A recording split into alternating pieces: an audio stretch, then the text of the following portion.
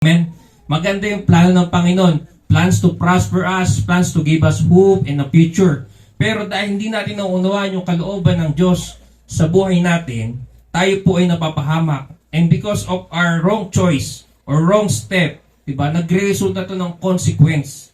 So dito, may sinasabi sa atin ng Panginoon ngayon na, anak, ito yung tatlong bagay na pinapangako ko sa iyo.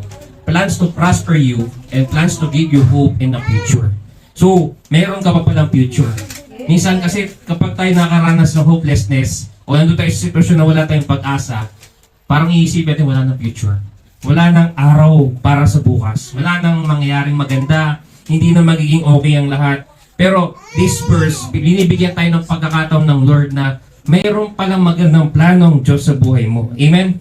And dito rin, may kita rin natin na may mga bagay na hindi pala kasama sa plano ng Diyos. So sabi diba, plans to prosper you and not to harm you. So kapag tayo pala ay napapahamak o nasasaktan, hindi pala to kasama sa plano ng Lord. Amen? Pero sabi nga, diba, sa ating pagsunod sa Lord, sa ating pagsunod sa nilakaran ng ating Panginoong Jesucristo, doon natin mararanasan yung mga pagsubok, yung paghihirap, yung pagtitiis, kasi ito yung parte ng pagsunod natin. Amen?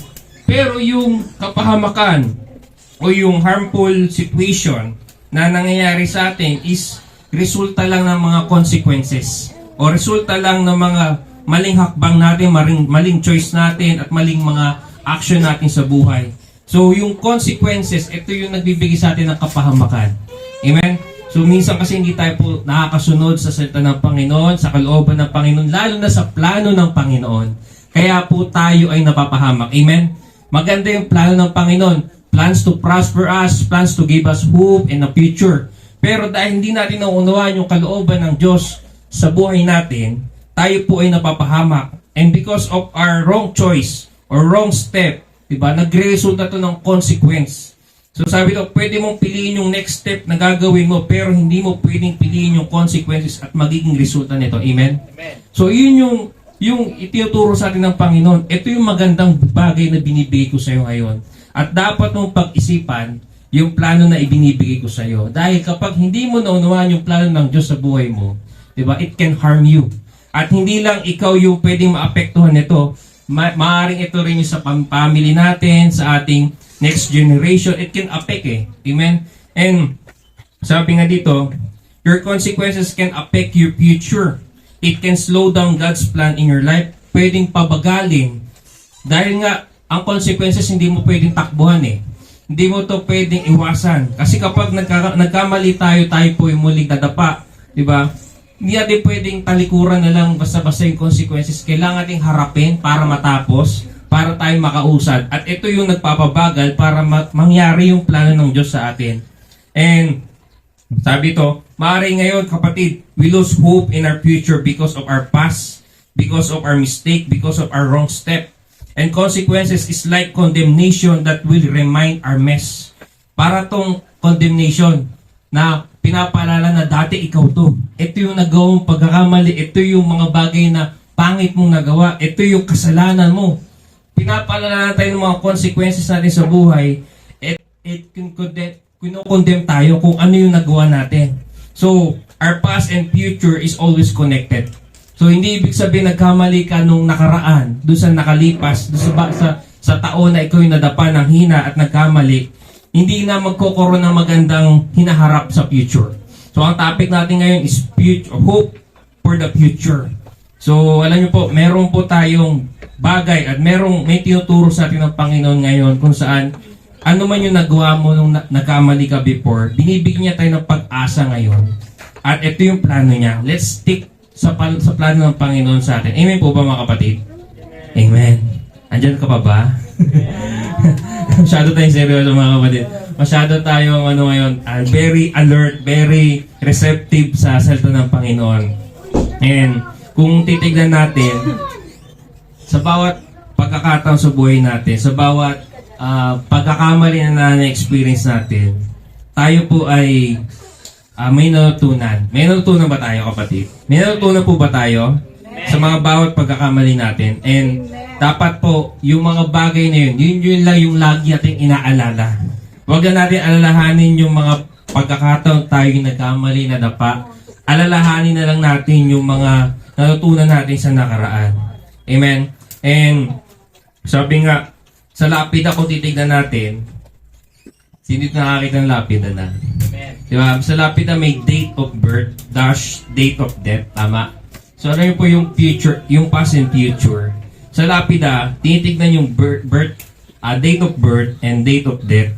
Pero, alam po sa Lord, ang Lord, hindi niya tinitignan yung araw ng kapanganakan mo at yung araw ng pagkamatay mo. Tinitignan niya yung dash. So alam niyo po, nandito tayo sa moment na andito tayo sa dash. Yung date of birth dash date of death, ito yung tinitignan ng Lord ngayon eh. Anak, nagkamali ka sa nakaraan, pero may future ka pa. Na binibigay siya ng Lord. Ngayon, anong gagawin mo sa present life mo ngayon? And the Lord want to remind us na kahit sa nakaraan mo, binibigyan kanya ng pag-asa. Binibigyan kanya ng pagkakataon na kapatid, may pagkakataon pa. May panibago pang pagkakataon na binibigay sa atin ng Lord. And kung babasahin ko yung Jeremiah 31, verse 3 to 5, sabi dito, the Lord appeared to us in the past. Nagpakita ang Panginoon sa atin nung nakaraan. Sabi niya, the Lord appeared to us in the past, saying, I have loved you with everlasting love. I have drawn you with unfailing kindness. I will build you up. Sabi mo sa katabi mo, I will build you up. And you, Virgin Israel, will be rebuilt. Again, you will take up your timbrels, or yung tambourines, and go out to dance with the joyful. Again, you will plant vineyards on the hills of Samaria. The farmers will plant them and enjoy their fruit. So sinasabi dito kapatid na ang Panginoon nangusap sa iyong mga nakaraan, sa iyong nakalipas, sa mga bagay na tapos na at nakalipas na. At tayo pinapalala ng Panginoon, sabi niya, I have loved you with an everlasting love. Nagkamali man tayo, nagkaroon man tayo ng downside sa ating buhay, pinapalala tayo ng Panginoon na I have loved you with an everlasting love. Sinasabi ng Panginoon, and I have drawn with you with unfailing kindness. So, pinapalala tayo ng Panginoon na kailanman hindi sumuko ang Lord sa iyo, hindi tumigil magmahal sa iyo, hindi ka niya tinigilang unawain. At hanggang ngayon, pinapalala niyan, I will rebuild you, I will build you again. And you, sabi niyo, and you will be rebuilt, sabi ng Panginoon. And this moment, gusto ng Lord na ano man yung mga bagay na tapos na, di ba? Iwanan natin sa nakaraan. Huwag na tayong maging archaeologists. Nahuhukayin yung nakalipas, yung nakaraan. Di ba? Sino ba dito magaling mag-ungkat? Marami mga archaeologists. Yung hinuhukay yung mga history, yung mga fossil. Di ba?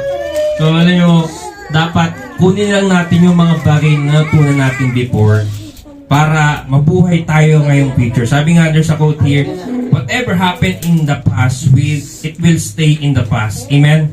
And your present lives, wherever you right now, is part of your future where God's plan will happen. So, ano man yung nakalipas na nakaraan, manatiling nasa nakaraan, at ano man yung nasa hinaharap mo ngayon, ayun yung parte at makakatulong sa ating hinaharap para mangyari yung plano ng Panginoon. So, ngayon, tanong ko lang, gusto mo bang mangyari yung pangako ng Panginoon? Gusto mo bang mangyari yung plano ng Diyos sa'yo? Amen? So, alam mo, maganda yung plano ng Panginoon, plans to prosper you, plans to give you hope and good future.